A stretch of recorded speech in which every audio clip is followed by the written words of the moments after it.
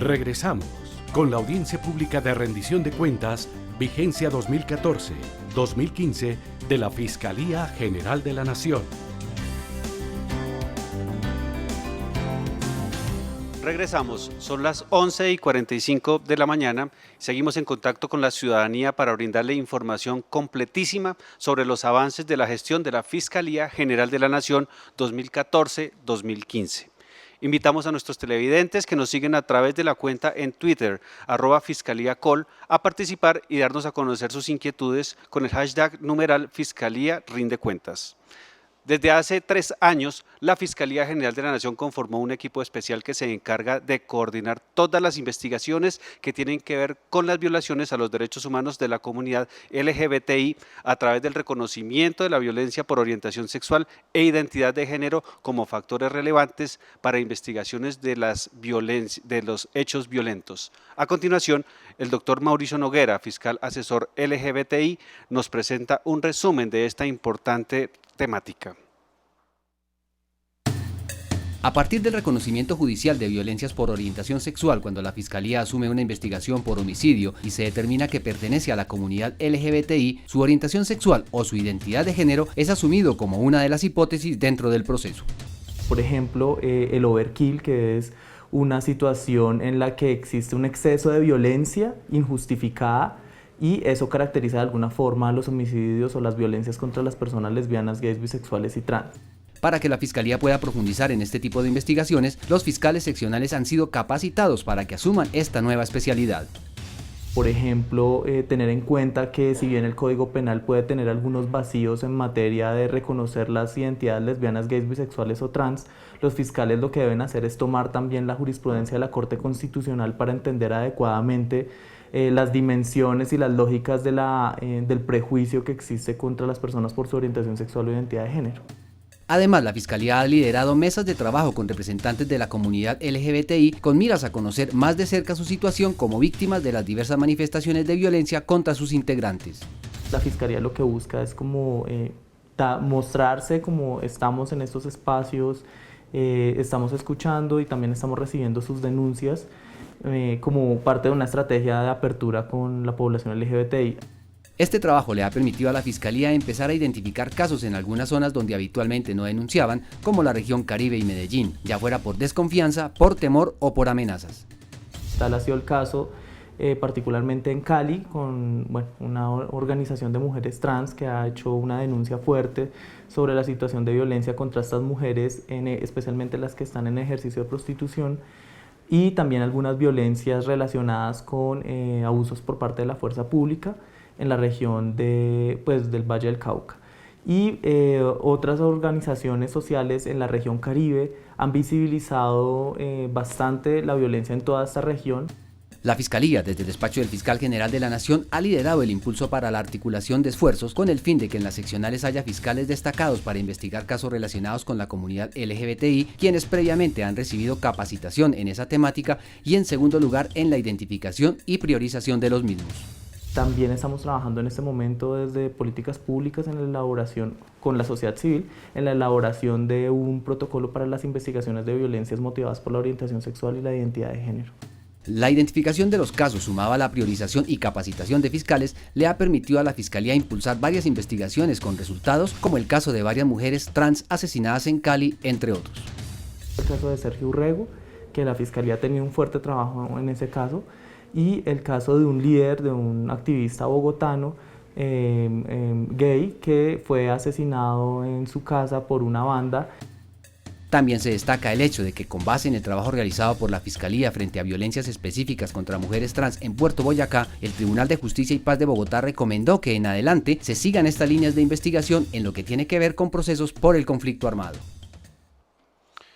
Muy bien, desde Villavicencio, la ciudadana Marta Camacho Torres nos envía una pregunta. ¿Cuántas condenas y acusaciones se han proferido contra los responsables de delitos de derechos humanos y derecho internacional humanitario hacia la población colombiana durante su gestión? Esta pregunta se la trasladamos nosotros al doctor Carlos Andrés Guzmán, director de Fiscalía Nacional Especializada de Derechos Humanos y DIH, quien se encuentra con nosotros en estudio. Doctor. Muchísimas gracias. La pregunta de la ciudadana Maritza Camacho es muy importante, sobre todo porque la Fiscalía General de la Nación está comprometida con las víctimas y con la paz. Y en ese sentido, la Dirección de Derechos Humanos ha logrado importantes esfuerzos para esclarecer muchos de los graves crímenes de lesa humanidad y las más graves violaciones de derechos humanos. Solamente en el año 2014, por ejemplo, logramos 176 condenas de casos, por ejemplo, sometidos al Sistema Interamericano de Derechos Humanos, casos de líderes indígenas, líderes sindicales. Por resaltar algunas cifras, por ejemplo, 42 condenas se han logrado en materia de desaparición forzada, 17 condenas se han logrado por razón de delitos cometidos en contra de líderes sindicales. Hemos logrado además 8 condenas por casos de tortura. Hemos logrado también 31 condenas en casos de homicidios cometidos en contra de personas protegidas por el derecho humanitario. Y en general hemos logrado un buen grupo de casos en condenas durante el año 2014. Y este esfuerzo continuado durante el 2015, en el entendido que tenemos 384 acusaciones que corresponden al periodo 2014-2015, que esperamos que podamos lograr iguales resultados en este 2015 y lo que queda del 2016. Muy amable, doctor Carlos Andrés Guzmán. Continuamos con la presentación de los directores nacionales de la Fiscalía General de la Nación. La Dirección Nacional de Análisis y Contexto, a cargo del doctor Juan Pablo Inestrosa, que hoy cuenta con 300 fiscales, se convirtió en el eje central de lo que será la nueva justicia transicional frente al proceso de paz con los grupos subversivos que se adelanta actualmente. Analizando, priorizando y contextualizando casos, ha dado algunos importantes resultados. Los 300 fiscales de la Dirección Nacional de Análisis y Contexto, conocida como la DINAC, que hacen presencia a nivel nacional en ciudades como Medellín, Barranquilla, Cali, Bucaramanga y Villavicencio, además de nivel central en Bogotá, han enfocado sus esfuerzos en la identificación y perfilación de los máximos responsables de la subversión, es decir, del Ejército de Liberación Nacional ELN y de las Fuerzas Armadas Revolucionarias de Colombia FARC en 7 ejes temáticos.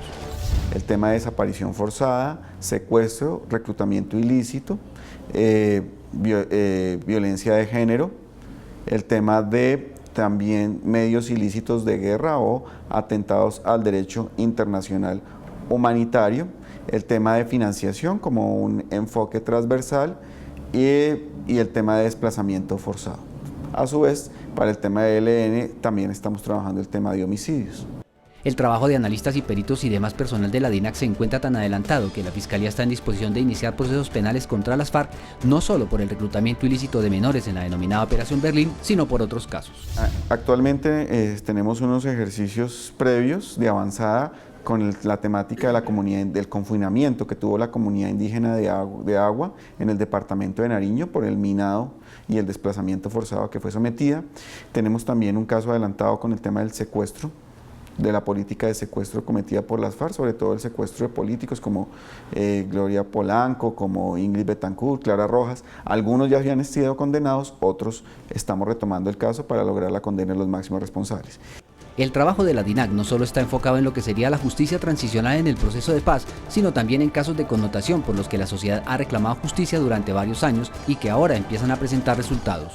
La temática también de Urabá, que estaba dividida en varias cuestiones, el Fondo Ganadero de Córdoba, Macondo y la Comunidad de Paz de San José de Apartado, y también teníamos la temática de la Unión Patriótica. Aunque el caso del magnicidio de Luis Carlos Galán se encuentra en etapa de juicio frente al exdirector del DAS Miguel Alfredo Maza Márquez y que ya ha habido sentencia condenatoria respecto de Alberto Santofimio Botero, la DINAC sigue avanzando en la búsqueda de otros posibles responsables. Y en este momento estamos vinculando a 2 altos oficiales de la Policía Nacional que al parecer en esos hechos tuvieron participación directa dentro del homicidio de Luis Carlos Galán Sarmiento. Entre otras investigaciones de connotación nacional cuyos casos presentan resultados positivos frente a la ciudadanía, se encuentran la sentencia por la tortura que sufrió la periodista Claudia Julieta Duque, la apertura de investigación de 3 casos contra sindicalistas, además de un trabajo mancomunado con la Dirección de Políticas Públicas en el esclarecimiento de casos de violencia contra la mujer, como lo ordenó la Corte Constitucional en el auto 092. 11 de la mañana, 47 minutos. Le damos la bienvenida al doctor Luis González León, él es director nacional de seccionales y seguridad ciudadana de la Fiscalía, a quien le hacemos una pregunta. ¿Cuántas organizaciones delincuenciales se han afectado y en qué lugar del país se presenta con más frecuencia este fenómeno, doctor Luis? Gracias. Buenos días para todos y todas las personas que nos siguen en esta audiencia de rendición de cuentas. y un saludo especial para todos los servidores y servidoras de la Fiscalía General de la Nación en las regiones. Las direcciones seccionales, las fiscalías en las regiones tuvieron un reto para este año que nos solicitó el señor Fiscal General de la Nación y el señor Vicefiscal, y fue ubicar y hacer detención de las 1.400 organizaciones criminales que más afectan la seguridad ciudadana. Y entonces ese fue nuestro reto para el 2015.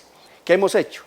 Para ubicar a estas organizaciones, lo que hemos hecho es poner en marcha las políticas que ha traído el señor Fiscal General de la Nación a la Fiscalía General de la Nación. ¿Y cuáles son esas políticas? Y es investigar con asociación de casos, en contexto las organizaciones criminales y hacer priorización. ¿Y eso cómo lo hacemos? Con análisis criminal. Entonces, ¿qué hicimos en todas las regiones del país? Lo primero que hemos hecho es implementar y poner en funcionamiento el análisis criminal de todas y cada una de las noticias que recibe la Fiscalía General de la Nación. ¿Para qué? Para ubicar los sitios que llamamos hoy día zonas calientes y los focos de delincuencia. Ello que nos permitió develar las organizaciones, las prácticas y los modos operandi en cada uno de los municipios. Una vez detectamos estas organizaciones y una vez las priorizamos, las 1.400, iniciamos el trabajo de judicialización.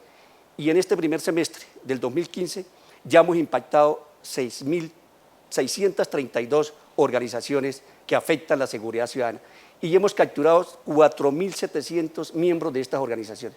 El 80% de esos miembros se encuentra hoy día con medida de aseguramiento en las cárceles. ¿Dónde ocurren? ¿Dónde estamos? ¿Dónde estamos persiguiendo las organizaciones criminales? Pues en las ciudades donde más se está afectando la seguridad ciudadana, en Medellín, en Bogotá, en Cali, en el Atlántico, en Popayán, en Pasto, en Villavicencio. ¿Cuáles son los delitos que hemos encontrado que más afecta a la seguridad ciudadana? Está el hurto, la microextorsión, el homicidio, el tráfico de estupefacientes, la inducción a la prostitución, la trata de personas, los delitos que conocemos hoy día como la cibercriminalidad. Entonces nuestro reto es, este año, terminar de judicializar esas 1.400 organizaciones criminales que más afectan a la seguridad ciudadana y lograr que la mayoría de sus miembros queden con medida de aseguramiento intramural. Doctor Luis, muchísimas gracias. Son las 11 del día, 46 minutos. En el último año, la dirección del Cuerpo Técnico de Investigación, CTI, como toda la Fiscalía, se ha modernizado desde el punto de vista tecnológico y administrativo, con el fin de mejorar sus resultados en las investigaciones que le delega el despacho del Fiscal General de la Nación. En este tiempo, ha adquirido equipos de última tecnología, mejorando laboratorios e incrementando el número de fiscales. El objetivo trazado en el último año por la Dirección Nacional del Cuerpo Técnico de Investigación fue el de reducir los índices de descongestión y de evacuación de sus investigaciones con el fin de mejorar los resultados de los procesos que asume por delegación especial del Fiscal General de la Nación, lo que redundó en mejores resultados en casos connotados como los que tienen que ver con los hackeos a las redes de información con fines delictivos. Que en solo un año ya tenemos 4 sentencias y 9 personas capturadas vinculadas al proceso por delitos de espionaje, violación ilícita de comunicaciones, entre otros. Siguiendo con la misma línea de investigación referente a las redes de comunicaciones, la dirección del CTI también asumió investigaciones por amenazas a líderes políticos. Tenemos también la creación hoy del Grupo de Tareas Especiales de Amenazas por Medios Tecnológicos, Informáticos, donde hace poco hicimos la imputación de una persona que amenazó a la Unión Patriótica, la doctora Piedad Córdoba, Aidí Bella y también el doctor Jaime Caicedo. Allí esta persona, ante las pruebas tan contundentes que tenía la Fiscalía, terminó aceptando cargos. No solo fueron las violaciones ilícitas de comunicaciones, la dirección del CTI también asumió el caso de un joven que en septiembre del año pasado se lanzó al vacío desde la terraza de un centro comercial al occidente de Bogotá. El caso del niño Rego, donde fue la primera vez que la Fiscalía hace una imputación por delitos de discriminación ante la comunidad LGTB. Un caso muy importante que marca un precedente en Colombia. En un año, la dirección del CTI pasó de tener un fiscal a 10 fiscales delegados que se reparten el trabajo mancomunadamente en los casos de connotación nacional delegados por el Fiscal General de la Nación. Tenemos el de la Unidad Nacional de Protección, también tenemos el de hidrocarburos, tenemos todos los casos del Congreso que nos han llegado por investigación de irregularidades y también corrupción del Congreso, están radicados en el CTI y que nos hemos ido desarrollando. También tenemos casos de amenazas contra periodistas, defensores de derechos humanos, sindicalistas. muchos casos que hoy en día estamos tramitando y lo más importante, que queremos que el caso se le dé una respuesta inmediata, que no pasen 1, 2 o 3 años para que las personas víctimas de estos delitos reciban resultados, sino que en un tiempo corto podamos resolver el caso. Para el mes de diciembre se tiene prevista la entrada en funcionamiento de un sofisticado laboratorio de informática que costó cerca de 4.000 millones de pesos y con el cual se espera entregar mejores resultados en todos los campos investigativos abordados por la dirección del Cuerpo Técnico de Investigación, CTI. Muy bien, la siguiente pregunta nos llega desde la ciudad de Cartagena y la hace Laura Rico, ciudadana. ¿Qué está haciendo la Fiscalía General de la Nación para combatir los delitos electorales? Precisamente de cara a las elecciones del 25 de octubre, la Fiscalía creó el eje temático Protección a los mecanismos de participación democrática, que es liderado por el Vicefiscal General de la Nación, hoy Fiscal General encargado, doctor Jorge Perdomo, y es a él a quien le trasladamos esta inquietud. Muy importante su pregunta, Laura. Nosotros nos hemos tomado muy en serio los delitos electorales. El Código Penal establece una serie de delitos que se pueden cometer antes, durante o con posterioridad a un certamen electoral. Y son delitos muy graves, son delitos que tienen pena entre 4 y 8 años generalmente, que no habían venido siendo investigados en la Fiscalía con la importancia que merecen, por cuanto cuando se comete un delito de estos se atenta contra la democracia, contra las bases institucionales de nuestro país. Y lo que hicimos fue crear un grupo de fiscales aquí en el nivel central, pero especializar en todo el país más de 150 funcionarios para que se dediquen a investigar delitos electorales.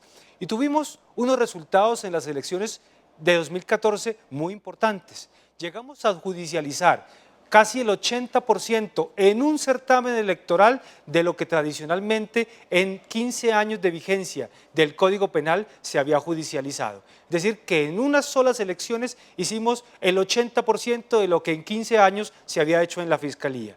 Y estamos preparados de cara a las siguientes elecciones. Nos hemos dado cuenta que precisamente antes de las elecciones se presentan delitos. El más importante de todos, el que se conoce como fraude en inscripción de cédulas o lo que se conoce como transhumancia electoral, y es que una persona inscribe su cédula en un sitio sin poderlo hacer porque no tiene nada que lo vincule con ese sitio. Es lo que se conoce también como el trasteo de votos. Precisamente llamamos hace 3 semanas a más de 600 personas a interrogatorio, no para judicializar a todos los 600 personas, sino para determinar quiénes eran los que hacían parte de organizaciones delincuenciales que en las diferentes regiones del país estaban trasteando votos. Porque no todo el que inscribe una cédula sin deberlo hacer, sin poderlo hacer en otra región, es autor del delito. Muchas veces se hace porque no se conoce que eso es un delito. Muchas veces se hace porque se recibe una prebenda sin saber que esto puede constituir una infracción penal. Por eso hemos hasta este momento capturado 14 personas que ya sabemos están trasteando votos para las próximas elecciones de octubre. Y tenemos, como les decía, más de 150 personas en todo el país, además de un grupo de fiscales aquí en el nivel central, dedicados a hacer análisis de lo que está pasando en las regiones. No solo se está trasteando votos, se está participando en política. Hay, por ejemplo, algunas entidades oficiales donde sus funcionarios obligan a votar por un determinado candidato a los miembros de esa institución, a los funcionarios de esa institución. Eso también es delito. Sabemos que muchas campañas se están financiando con dineros de organizaciones criminales, por ejemplo, con dineros provenientes del narcotráfico, con dineros provenientes de la minería ilegal. Estamos haciendo análisis criminal para determinar en qué regiones está pasando esto. Vamos a estar muy pendientes el día de las elecciones, en octubre, de los delitos que se cometen ese día, como por ejemplo el engaño al sufragante, el darle una dádiva a una persona para que vote, pero vamos a estar también pendientes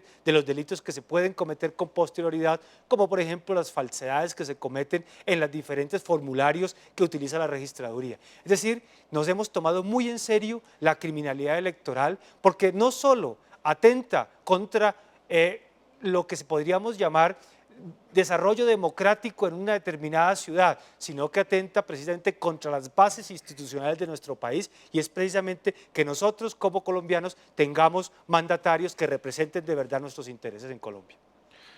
Muchas gracias, señor Fiscal General de la Nación encargado. Su información, por supuesto, es de interés para todos los ciudadanos, sobre todo teniendo en cuenta que se aproxima la fecha en la que todos los colombianos ejerceremos nuestro derecho fundamental al voto. Seguimos con la socialización pública de los resultados de la gestión de la Fiscalía General de la Nación. 3 grupos de trabajo fueron creados desde la Dirección de Articulación de Fiscalías Nacionales Especializadas para implementar otra de las estrategias que cambió el modelo de investigar en Colombia, la articulación de casos. Quizás muchos desconocen de qué estamos hablando. Por eso les vamos a hacer una presentación con la doctora Caterina Hayek Puyana, directora de Articulación de Fiscalías Nacionales Especializadas.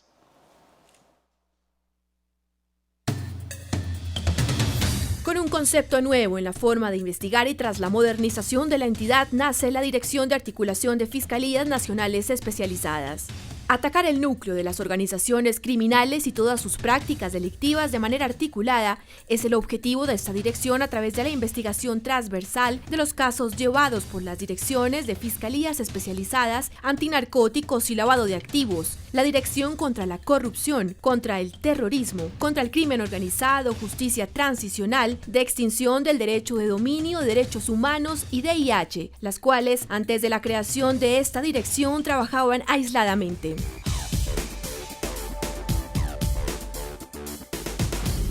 Esta dirección logró la captura de una persona presuntamente vinculada con una red de tráfico de personas en China y el encuentro de una madre víctima de trata que estaba en China con su hija que también se encontraba en China.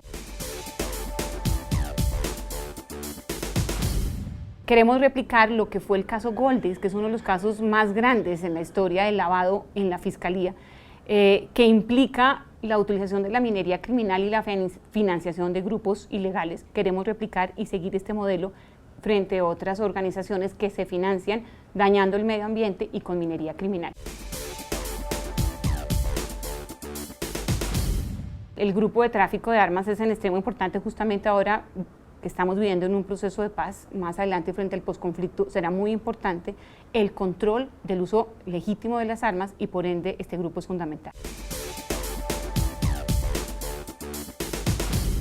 Se diseñó toda una estrategia de articulación no solamente frente a las direcciones especializadas, sino frente a toda la entidad con ocasión de las solicitudes de libertad de los postulados de justicia y paz. Es importante que toda la Fiscalía estuviera articulada y obrara de la manera más responsable frente a las solicitudes de libertad, de manera que no fueran a salir en libertad personas que seguían delinquiendo o que le habían incumplido a la justicia. Y esta circular se ha puesto en marcha ya desde el año pasado. Y quiero resaltar los más emblemáticos, el famoso caso de Ginette Bedoya, que nos implicó todo un trabajo de articulación con otras dependencias, la Dirección de Derechos Humanos y la Dirección de Justicia Transicional. El caso de Martín Stendhal, que fue también una articulación con las seccionales, porque era un caso que llevaban en la seccional y que estaba llevando una situación que encontramos era injusta y condujo a la solicitud de preclusión del caso, toda vez que el fiscal le estaba imputando a una persona que no tenía que ver con el delito de terrorismo bajo el erróneo entendido que ayudar humanitariamente a guerrilleros implicaba incurrir en el delito de rebelión. Un proyecto macro que implicará la remoción de 24.000 metros cúbicos de tierra en una zona de 3.700 metros cuadrados para buscar restos de víctimas, de personas desaparecidas de la Comuna 13 de Medellín. Contribuir al esclarecimiento de la verdad sobre fenómenos causados por los grupos armados al margen de la ley y terceros vinculados con el conflicto armado, evidenciar las causas estructurales del crimen organizado, las organizaciones transnacionales y la lucha contra el tráfico de personas son los ejes del trabajo de la Dirección de Articulación de Fiscalías, un equipo comprometido por entregarle al país justicia. Muy bien, desde Cali 2 personas, Olga Beatriz Collazos y Álvaro Vladimiro Campo, nos envían la siguiente pregunta. Quiero preguntarle qué va a pasar con los procesos donde estén involucrados menores que militen en las FARC. Señor fiscal, ¿qué va a pasar jurídicamente con los señores de las FARC si llegan a firmar la paz? Señor Fiscal General de la Nación encargado, doctor Jorge Perdomo, ¿cuál es la postura del ente acusador en estos temas? Muy importantes sus preguntas. Como ustedes saben, la Fiscalía General de la Nación, desde el primer día en que se supo de la existencia de conversaciones con las FARC, ha venido apoyando el proceso de paz, pero además desarrollando toda una política interna desde lo político criminal, es decir, con políticas internas, pero además prácticas para ayudar a sacar este proceso de paz adelante. Y frente a las dos preguntas en concreto tengo que contestarle que evidentemente hay una gran cantidad de personas que hacen parte de las organizaciones delincuenciales, guerrilleras, que ingresaron a estas organizaciones siendo menores de edad. Nosotros como política pública desde la Fiscalía tenemos claro que la gran mayoría de esas personas deben ser tratadas como víctimas y deben ser tratadas como víctimas por cuanto fueron objeto o pudieron haber sido objeto del delito de reclutamiento ilícito. Sin embargo, habrá que mirar cada caso en concreto. Lo que tenemos claro es que bajo esta perspectiva, si se considera que ese menor de edad que ingresó a las filas de las FARC es una víctima, pues los delitos que esa persona haya cometido o pudo haber cometido son delitos que pueden ser exculpados por alguna causal de ausencia de responsabilidad que trae el Código Penal, o en el caso de que no haya sido víctima, pero que haya delinquido siendo menor de edad, puede ser objeto de aplicación, por ejemplo, de otro mecanismo alternativo como el principio de oportunidad que está consagrado en la Ley 1098 o Código de Infancia y Adolescencia. La otra pregunta también es muy importante. ¿Qué va a pasar con los cabecillas de las FARC o con los señores de las FARC si llega a firmarse la paz? Es muy importante tener en cuenta que el país ya tomó unas decisiones de justicia transicional que están consagradas en la Constitución, en lo que se conoce como el marco jurídico para la paz.